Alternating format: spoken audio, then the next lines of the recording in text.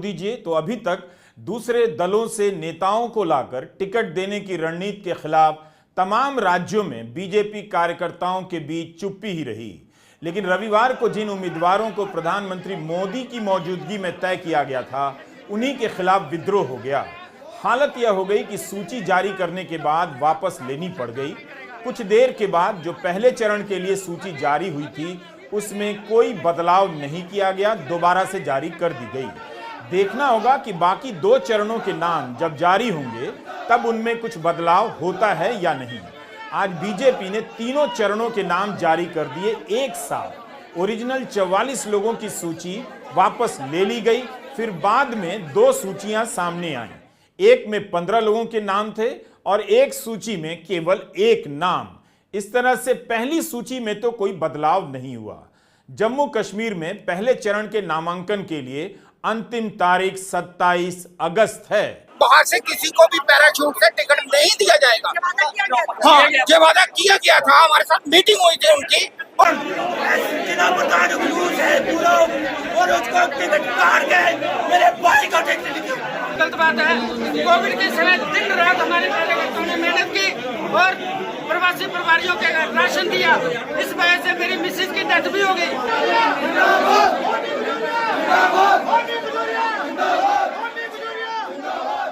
Jammu BJP के दफ्तर में यह हंगामा जो आप देख रहे हैं मामूली नहीं, यह एक तरह का विद्रोह है जिसके चलते बीजेपी को उम्मीदवारों की सूची वापस लेनी पड़ी। यह सूची बीजेपी की वेबसाइट पर जारी की गई और व्हाट्सएप ग्रुप में भी। जाहिर है बीजेपी को भी लगा होगा कि अगर नाम तुरंत वापस नहीं लिया, लोगों को समझाया नहीं गया, तो हंगामा सड़क पर आ सकता है। जम्मू के दफ्तर में भाजपा के कार्यकर्ताओं का धीरज जवाब देने लगा था। वे इस बात से नाराज हो गए कि जिन नामों की सूची जारी की गई है उनमें ज्यादातर नए लोग हैं। पार्टी के निष्ठावान कार्यकर्ताओं की उपेक्षा की गई है। कांग्रेस, नेशनल कॉन्फ्रेंस और पीडीपी से लाए गए नेताओं को रातों रात टिकट दे दिया गया। यहां तक कि पहली सूची में बीजेपी के अध्यक्ष रविंद्र रैना का भी नाम नहीं था। इसे लेकर और चर्चा चल गई। पार्टी मुख्यालय में नारेबाजी होने लगी और लिस्ट वापस किए जाने की मांग हो रही थी।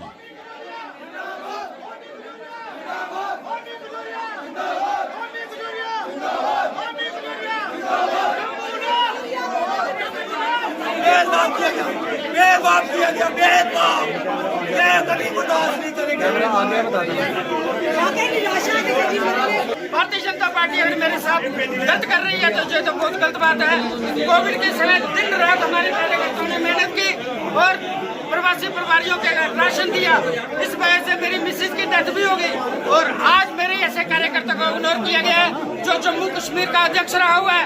मैं उस टाइम पे भारतीय जनता पार्टी में जुड़ा जब भारतीय जनता पार्टी में अनुसूचित जाति समाज के लोग बिल्कुल नहीं आते थे। हम चाहते हैं कि जो तुरंत फैसला बदला जाए।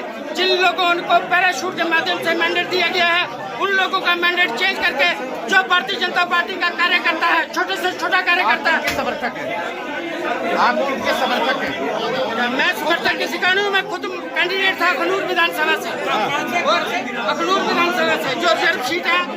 और आज जो 2 दिन पहले जहाँ पे ज्वाइन किया है, जिसको भारतीय जनता पार्टी की आइडियोलॉजी का पता नहीं है, भारतीय जनता पार्टी का कुछ पता नहीं। पार्टी जो डिसीजन लेती है, हम हमारा ये कहने का ये मतलब है कि जो भी मैंडेट मिले, अगर हमारे साथ ये वादा हुआ था कि माननीय तरुण चुग जी ने ये कहा था कि मोर्चे के अलावा बाहर से किसी को भी पैराशूट से टिकट नहीं दिया जाएगा। हाँ, ये वादा किया गया था, हमारे साथ मीटिंग हुई थी उनकी और इस प्रकार से जो कि हुआ कि पैराशूट से जो कि कार्यकर्ता आ रहे हैं जिनका हमें पता तक नहीं है और उनको जो कि टिकट दिया जा रहा है। मतलब इस प्रकार से हमने 22 साल अपने दिए हुए हैं, अपना जीवन हमने पूरा पार्टी को दिया हुआ है, तो इसके लिए हम चुप नहीं बैठेंगे। तो जम्मू कश्मीर के अखनूर से बीजेपी के टिकट पर चुनाव लड़ चुके एक प्रत्याशी को आपने सुना, जिन्हें इस बार टिकट नहीं दिया गया। वे कह रहे हैं कि ऐसे व्यक्ति को टिकट दे दिया गया जो 2 दिन पहले बीजेपी में आया है, कभी बीजेपी के दफ्तर नहीं गया, अब वो चुनाव लड़ेगा बीजेपी के टिकट पर। यह बीजेपी की रणनीति का हिस्सा सा हो चला है। चुनाव आता नहीं कि दूसरे दलों से नेताओं को ले आया जाता है और टिकट दे दिया जाता है। यह तस्वीर जिस बैठक की है उसी में नाम तय किए गए। प्रधानमंत्री मोदी भी मौजूद थे और अध्यक्ष जेपी नड्डा भी और जम्मू कश्मीर बीजेपी के अध्यक्ष रविंद्र रैना भी। केंद्रीय चुनाव समिति की इसी बैठक में सभी उम्मीदवारों के नाम तय किए गए। तो प्रधानमंत्री की मौजूदगी में जो सूची जारी हुई, जिन नामों को तय किया गया, उन्हीं नामों के खिलाफ विद्रोह हो गया।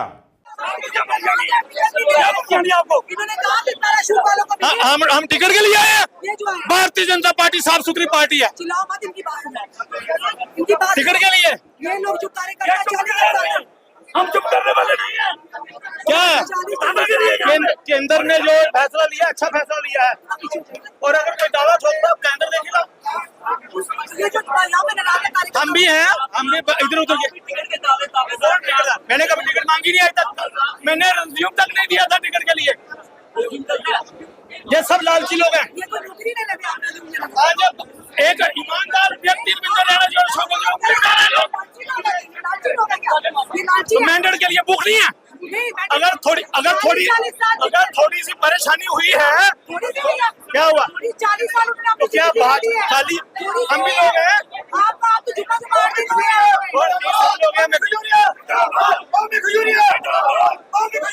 जो भी हो रहा है मैंडेट के लालच में हो रहा है। देशभक्त है अब चुनाव के लिए, चुनाव में भाजपा की मदद करेगा। आप इनको कह रहे लालच में आ रहे हैं। मैं इनकी बात नहीं कर रहा। देखिए चुनाव में प्रधानमंत्री जी पर विश्वास रखना चाहिए ना। रविंद्र रैना ईमानदार है, शोकत जी ईमानदार है, तो आप क्या करेंगे? अपनी पार्टी के खिलाफ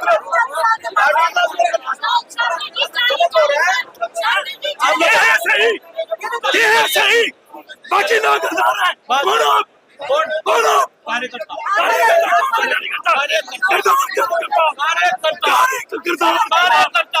प्रधानमंत्री के भीतर केंद्रीय नेतृत्व के खिलाफ विद्रोह होने लगा है। क्या बीजेपी उम्मीदवारों के नाम भी वापस लेगी? बीजेपी की सांसद हैं कंगना रनौत। इन्होंने किसान आंदोलन के बारे में अनाप शनाप कहा है, जिससे किसान काफी नाराज हो गए हैं। बीजेपी ने बयान जारी कर कंगना के बयान से किनारा किया है। कांग्रेस ने जब हमला किया, बीजेपी को यह करना पड़ा। तो बीजेपी अपने ही सांसद के बयान से किनारा कर रही है। बीजेपी पर अपने ही पार्टी नेतृत्व के जारी उम्मीदवारों की सूची को वापस लेने का दबाव पड़ रहा है। यह हल्के में नहीं ली जा सकती है बात। सत्तारूढ़ दल की एक सांसद कह रही है कि अमेरिका और चीन भारत में परिस्थितियां बिगाड़ने की, अशांति पैदा करने की, अस्थिरता पैदा करने की साजिश कर रहे थे। इसका जवाब कौन देगा? और एक बहुत बड़ी बात यह है कि तमाम ऐसे लोग हैं भारतीय जनता पार्टी में जो अपने आप को किसान नेता कहते हैं, वो क्यों चुप बैठे हैं? जो अपने आप को किसानों का हितकारी कहते हैं, अगर ये किसान बलात्कारी और हत्यारे थे तो ये विज्ञान भवन में बार बार मीटिंग क्या करते थे? अगर ये किसान इतने दुष्कर्मी थे तो इन किसानों के आगे नरेंद्र मोदी को घुटने टेककर नाक रगड़ के काले कानून वापस क्यों लेने पड़े? तो हमारा मानना है, और हम इस मंच से फिर से कहेंगे कि सरकार स्पष्टीकरण दे कि जो अस्थिरता पैदा करने की विदेशी शक्तियों द्वारा बात की गई है उसकी क्या सच्चाई है। पार्टी पलड़ा नहीं झाड़ सकती ये कहकर कि यह हमारी राय नहीं है। आपकी राय नहीं है तो जिसकी इतनी कुत्सित राय है उसको अपनी पार्टी से निकाल फेंकिए। लोकसभा चुनावों के दौरान बीजेपी ने घाटी की तीनों लोकसभा सीटों से उम्मीदवार नहीं उतारा था। घाटी से बीजेपी ने चुनाव ही नहीं लड़ा, लेकिन जम्मू की दोनों लोकसभा सीटों पर बीजेपी जीत गई थी। विधानसभा चुनाव में बीजेपी लड़ रही है। इस चुनाव में उसका काफी कुछ दांव पर है। 2014 में उसे काफी सफलता मिली थी। जम्मू कश्मीर में 10 साल बाद विधानसभा चुनाव हो रहे हैं। बीजेपी दावा करती है कि घाटी में बहुत विकास किया है, उपराज्यपाल के नेतृत्व में भ्रष्टाचार घटा है और आतंकवाद घटा है। लेकिन क्या इन सब दावे के बाद भी उसे जन समर्थन मिलेगा? क्या धारा 370 को हटाने पर जम्मू कश्मीर में बीजेपी उस तरह से जनादेश हासिल कर पाएगी जिस तरह का जन समर्थन उसे 2014 में मिला था? और तब उसने पीडीपी के साथ मिलकर जम्मू कश्मीर में सरकार बनाई थी। जम्मू कश्मीर में विधानसभा चुनाव 18 सितंबर, 25 सितंबर और 1 अक्टूबर को यानी 3 चरणों में होंगे। 4 अक्टूबर को नतीजे आएंगे।